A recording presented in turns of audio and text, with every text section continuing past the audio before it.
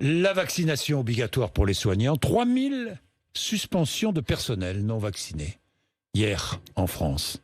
Vous comprenez?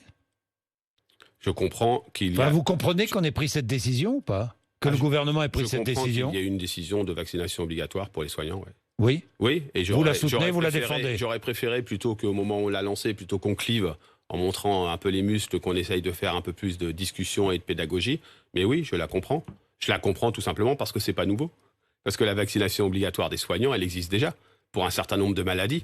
Et que celle-ci, qui est très transmissible, eh bien, elle rentre finalement dans ce tableau des vaccinations obligatoires. Après, est-ce qu'on le fait forcément avec... Il y a peut-être des militants CFDT. Oui, bien sûr. Mais vous savez, je pourrais jouer là, sur cette question-là, un peu l'ambiguïté.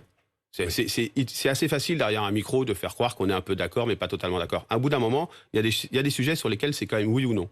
Est-ce que vous êtes pour la vaccination obligatoire des soignants? La réponse est oui. Elle est oui, en lien direct avec les professionnels CFDT de la santé. Des pompiers, des infirmiers, vous dites oui. Pourquoi pas des policiers d'ailleurs? De tous ceux qui sont... Parce qu'il faut une loi spécifique. Bon. Mais vous savez, les soignants, restons-en là. Et moi, les soignants, ils sont en contact direct.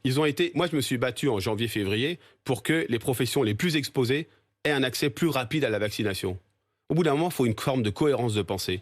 Si on s'est battu à ce moment-là pour que ces travailleurs de première et deuxième ligne aient accès à la vaccination, c'est qu'on savait qu'ils étaient plus exposés que les autres à la transmission de la maladie.